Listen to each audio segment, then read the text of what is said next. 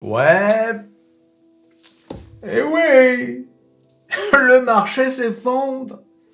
Moins 3% sur le CAC 40, hein, qui se remet un peu aujourd'hui à plus 0,35 au moment où je fais la vidéo. Hein, on est à la mi-journée. Ça fait mal, hein. Regardez sur les graphiques. Donc là, c'est la montée hein, depuis octobre 2022, une montée irrésistible. Hein, on a touché le all-time high, on en a créé un nouveau à 7581. Et là, regardez-moi ça. Hein, ça rangeait un peu hein, depuis fin mai. On était remonté au all-time high de 2022. Et bing! Depuis 3 jours, ça ne cesse de baisser, mais surtout, la journée d'hier, moins 3%. Regardez-moi ça. On est revenu au point de fin mai. Tous les gains de juin disparus. Et oui. Et maintenant, on est à 7100 environ. Hier, on est descendu à 7082. Vous vous rendez compte? Un petit coup de plus et on descendait sous les 7000. Tout ça pour ça. Oh bah écoute, ça va vite à la bourse. Hein. Ça va très vite. Hein. Ah, vous savez ce qu'on dit. Hein. À la bourse, on monte par l'escalier, on descend par l'ascenseur. Ça va très très vite, hein, les baisses. Alors, regardez-moi ça. Alors pourquoi? C'est normal, c'est une correction. Il n'y a pas besoin de paniquer. Cette fois-ci, le marché a utilisé l'excuse des hausses de taux d'intérêt. Hein. Vous savez, on a eu une petite pause. Et maintenant, la Fed... on s'attend à ce que la Fed, hein, suite au FOMC de mercredi, la Fed a clairement signifié qu'ils allaient augmenter les taux d'intérêt. On le savait, on s'y attendait, mais vous avez vu, le marché a fait comme si c'était une surprise. Le marché a fait comme si la Russie envahissait l'Ukraine. Et que, tu vois un peu comment ça marche. Mais pour avoir toutes ces infos, il faut se rendre où exactement? Comment fait-on pour avoir ces infos? Eh oui! Métamorphose47.com. Même quand il n'y a pas de vidéo de Meta47, il y a toujours le meilleur site de bourse et de finance au monde. Enfin, en tout cas en France. Ah, c'est déjà pas mal. Et oui, les amis. Regardez. FOMC, donc ça c'était mercredi. Les membres de la Réserve fédérale ont débattu de la hausse des taux d'intérêt dans un contexte de marché de l'emploi solide, et on va le voir, et d'inquiétudes persistantes en matière d'inflation. Et oui, parce que le rapport ADP sur l'emploi de juin a montré que les employeurs privés ont ajouté 497 000 emplois, bien au-dessus des estimations du consensus Bloomberg pour 225 000. Hein. Pendant ce temps, le dernier rapport Challenger a montré que les employeurs avaient supprimé 40 709 emplois en juin. Le total le plus bas depuis octobre 2022. Donc en gros, et là d'ailleurs aujourd'hui on attend le rapport sur l'emploi de juin, d'accord, à 14h30, heure française. Et donc, qu'est-ce qui se passe? Eh bien, l'économie américaine est toujours aussi solide, le marché de l'emploi se maintient et l'inflation ne descend pas autant que la Fed le voudrait. Vous savez, la Fed officiellement veut l'inflation à 2%. Donc on en est encore loin des 2%. Même si je vous dis toujours que le nouveau 2%, c'est 3%. Mais peu importe, même les 3%, on en est loin. Donc il y a encore les problèmes d'inflation aux États-Unis, pas seulement aux États-Unis d'ailleurs, un peu partout dans le monde. Donc ça, c'est la priorité de la Fed. Donc ils veulent ralentir l'économie, mais malheureusement, l'emploi se porte bien et l'économie aussi. Donc, solution, la hausse des taux. On sait qu'ils vont encore nous manger 2 hausses de taux, 0,25, 0,25. On va arriver à 6% de taux d'intérêt, voire peut-être même 6,5, qui sait. Si l'inflation ne baisse pas, on y arrivera. On arrivera à 7% même. Mais là où c'est surprenant, regardons les indices américains. Les indices américains ont bien moins baissé que l'indice du CAC 40. Et des indices européens comme Francfort et Londres qui ont perdu hier chacun 2,50 à peu près. Donc c'est Paris qui a morflé. Et c'est normal puisque c'est Paris qui a le plus monté. Les indices américains ont corrigé hier, mais pas autant, bien évidemment. Et aujourd'hui, les futurs sont encore dans le rouge. Mais bon, les futurs, on s'en fiche, on n'en est pas là aujourd'hui. Le Dow Jones, lui, a perdu 1%, le S&P 500, 0,79%, et le Nasdaq, 0,82%.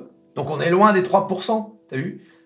C'est incroyable quand même. Le marché français, encore une fois, c'est une manip, mais peu importe. Le marché français qui réagit beaucoup plus par rapport à des données qui se trouvent aux États-Unis que le marché américain lui-même. comme je vous le dis toujours, we're all American.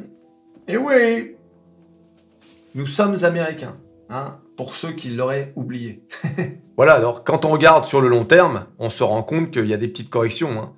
Voilà, c'est pas extraordinaire, d'accord? Mais là, le CAC 40, en revanche, il a pris un sacré coup. Ah, il faut le reconnaître. Hein. Vous vous rendez compte qu'on est revenu sur les 7000. La dernière fois qu'on était aussi bas, c'était fin mai. C'est incroyable. Hein. Donc voilà, il va falloir surveiller tout ça, mais c'est tout à fait normal, la correction. Hein. Regardez cette diagonale haussière. Voilà, donc on l'a bien percé. On est revenu ici. Mais bon, pas de panique. Je vous ai dit, la zone dans laquelle le CAC 40 peut revenir sans panique, c'est celle-ci. Voilà. C'est-à-dire, là, elle peut encore revenir la zone des 6008. D'accord? Sans qu'on panique comme des malades. Voilà. Je pense que cette zone-là est un gros support. Donc on peut revenir là, hein, les gars, cet été surtout. Hein. Il va s'en passer des trucs cet été. Donc il ne faut pas paniquer. C'est une correction parfaitement normale. Regardez-moi cette montée du CAC 40. Depuis fin octobre, on était à 5000. Regardez-moi cette montée de fou. D'accord? C'est une montée de malade. Donc cette correction est parfaitement normale, saine. Alors bien évidemment, si vous êtes très exposé au CAC, votre portefeuille a pris un sacré coup. Hein, je veux dire, c'est normal. Ce sont les aléas de la bourse. Ça monte et ça descend. Hein, pas besoin de paniquer. Ça fait partie de la vie. Et oui, amis. Et d'ailleurs, si vous avez du cash, ce genre de baisse catastrophique, c'est le moment de se poser des questions. Voilà. C'est le moment de se poser des questions. Est-ce que je me mets sur telle position, sur tel titre qui a bien morflé? Ouais. Et d'ailleurs, pour acheter, justement, prendre des positions sur des titres, il vous faut un courtier. Ah, ça faisait longtemps. Et quoi de mieux que DeGiro, l'un de mes courtiers. Voilà, le lien dans la description, vous cliquez, vous vous inscrivez, et là, tout à coup, vous vous retrouvez en position de pouvoir acheter des actions. C'est pas extraordinaire, ça. C'est fou, hein, comme le monde est bien fait. On parle de ça, et bing, tout à coup, je vous parle de l'un de mes courtiers. Totalement au hasard. Voilà. Non, c'est important d'avoir un courtier. Bah, parce que sinon, comment tu fais? Tu vas regarder mes vidéos sans rien faire jusqu'à la fin de tes jours? Non, à un moment donné, il faut mettre des billes. Hein, faut mettre des billes, quitte à se planter, c'est pas grave. Hein, mais il faut mettre des billes, il faut agir, là. À pas regarder des vidéos de youtubeurs à longueur de journée sans rien faire. Eh oui, ami, il faut agir, il faut faire quelque chose, hein, d'accord? J'en vois beaucoup qui n'agissent pas. Allez, on s'inscrit. DeGiro, lien dans la description. Aïe, aïe, aïe. De l'eau. Alors, bien évidemment, qui dit baisse du marché de 3%, dit retour des OMA. Les oiseaux de mauvaise augure. Alors, eux, hein, je les ai vus sur le net, c'est incroyable. C'est vraiment... Ah, allez les gars, à l'attaque. Ils sont incroyables, incorrigibles les OMA. Il n'y en a pas un pour attraper l'autre. Ça y est, c'est le début de la fin de l'euphorie. De toute façon, ça n'avait aucun sens, cette montée du marché. L'économie est à plat, tout va s'effondrer. Les mêmes trucs à chaque fois. Ah, ils l'ont, regarde, je te montre sur le CAC 40. Hein, ils l'ont fait, alors, tout 2022. Alors là, je vais te dire, c'était la fiesta des OMA. Ils l'ont fait là, voilà. Ça y est, on va s'effondrer. Ah non, finalement, on rebondit. Ah, ça y est, on va s'effondrer. Ah non, finalement, on rebondit. Ah, ça y est, on va s'effondrer. Ah non, finalement, on rebondit. Et là, bing, ça y est, on va s'effondrer. Et oui, amis. Et oui, les OMA, les oiseaux de mauvaise augure. Tu vas voir. Et si ça s'écroule, ah bah, on vous l'avait bien dit. Comme d'habitude, hein. Ah non, mais c'est vraiment, je te jure. Hein. Il y a un de vous qui a sorti un gif, là, avec les inconnus. La galinette cendrée. Un OMA qui a changé les paroles. Un OMA, où ça? Qui tire n'importe où. Ça m'a fait éclater de rire. Alors bien évidemment, comment ne pas parler des valeurs? Des valeurs qui ont, pour certaines d'entre elles, totalement explosé. Je veux dire, prenez Tesla, qui était redescendu, qui avait pris cher, hein.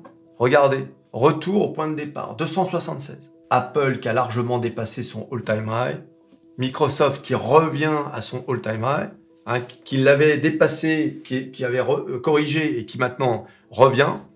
L'une des rares valeurs à avoir été verte hier. Google et Amazon font un peu du surplace, mais bon, on est quand même loin, vous vous souvenez, des 90$. Meta, qui petit à petit, qui vient de sortir, hein, si vous avez regardé sur le site métamorphose47.com, Instagram lance Threads, un rival de Twitter. D'accord ? Ils ont enregistré 30 millions d'abonnés en quelques heures. Bon, de là à dépasser Twitter, on n'en est pas encore là. Mais puis il y a aussi l'effet curiosité, je veux dire. Voilà, mais ça c'est quand même une grosse news. Donc le type il fait pas rien, tu vois, il en parlait pas et en cachette il préparait un rival de Twitter. Et donc Meta, qui pourrait bien retrouver les 323$, c'est-à-dire sa valeur d'avant la chute. Vous savez, suite à ses mauvais résultats de 2022, Nvidia qui a 421, qui se maintient au-dessus de 400, c'est incroyable Nvidia. C'est vraiment s'il y a un titre, c'est même pas Tesla, c'est Nvidia. Nvidia a explosé en 2023 grâce à l'intelligence artificielle, bien évidemment. Intel, qui n'arrive pas à décoller. Malgré ses annonces, malgré ses constructions d'usines, malgré ceci, malgré cela, Intel n'arrive pas à convaincre.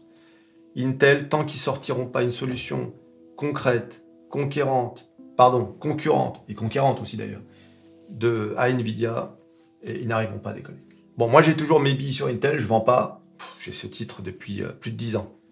Voilà, c'est un titre que je conserve parce que j'y crois toujours à Intel.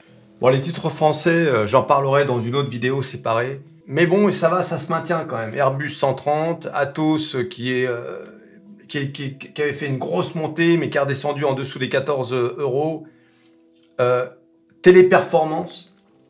Vous vous souvenez, je suis rentré sur Téléperformance aux alentours de 140€, presque 141. On était monté à près de 160 et bing! Rechute à 144, là on est à 144€. Donc Téléperformance, c'est un peu... on est dans une boîte très spéculative. Chaque fois que le marché français va prendre un coup, Téléperformance sera dedans. Donc c'est un titre qui s'inscrit dans ces titres très volatiles.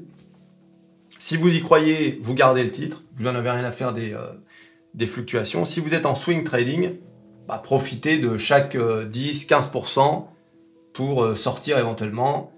Voilà, c'est la seule stratégie à faire avec Téléperformance. Pour l'instant, ils avaient annoncé ils avaient fait une conférence sur l'intelligence artificielle, ça n'a pas pris. Les gens n'étaient pas vraiment convaincus. Donc là, il va falloir que Téléperformance insiste un peu plus sur l'intelligence artificielle. Mais vous avez vu, l'intelligence artificielle, ça fait booster un titre, et derrière, ça s'écroule, ça s'effrite. S'il n'y a pas de concret dans les produits, si c'est juste des annonces, on l'a vu avec Unity Software, qui a pris beaucoup, et puis après qui s'est un peu tassé. Donc il faut vraiment qu'il y ait du concret qui suive. Et pour l'instant, il n'y en a pas beaucoup, les entreprises qui nous montrent du concret. Microsoft en fait partie. Fait partie de ces entreprises qui ont dit, nous, ça y est, ils ont introduit ChatGPT dans Bing, Copilot dans Microsoft Office, etc. Il y a du concret. Voilà, tu peux c'est tangible, d'accord ? Donc, voilà, donc on va surveiller ça de près cet été. Cet été, ça va être intéressant, la bourse. Souvenez-vous de l'année dernière. L'année dernière, il y a eu... on avait un mois de juin au plus bas, mi-juin, et ensuite, on est remonté au plus haut jusqu'à fin août. Et c'est au fin août, il y a eu annonce de l'inflation du mois précédent. Le marché s'est effondré. Pourquoi ? Parce que la chute de 2022 n'était pas finie, en fait. Donc ça, c'est important. Que va-t-il se passer cet été ? Il va s'en passer des choses cet été, c'est sûr. On va pas ranger tout l'été. Alors soit on va corriger lourdement pour mieux repartir, c'est possible. Donc il ne faudra pas paniquer, là encore. On verra bien, on va suivre ça de près. Ça va être intéressant, ça va être passionnant. Mais surtout, ne paniquez pas comme je l'ai pu le voir sur Internet. Ah ça y est, tout va s'effondrer. Ne pas paniquer. Quand bien même ça s'effondrerait, c'est quoi le problème ? Tu vas perdre tout ton oseille, tu seras sans manger, sans toi. Et après, tu pourrais toujours apprécier le goût de la pluie. Aïe, aïe, aïe. Allez, t'abonnes, tu likes, tu partages, tu cliques sur à peu près tout ce qui peut être cliqué. Ah bah tiens, je sais pas sur quoi tu pourrais cliquer, tiens. Le CAC 40 peut-être? Ah bah non, là, le CAC 40... Là, non, là... Les OMA, ouais, aimeraient cliquer sur le CAC 40. Je sais pas sur quoi cliquer. Les hausses de taux? Non, non plus. Bah écoute, hein, réfléchis, hein, et puis tu cliques sur ce que tu veux. J'ai pas d'inspiration. Allez, salut, on se revoit à la prochaine vidéo. Salut.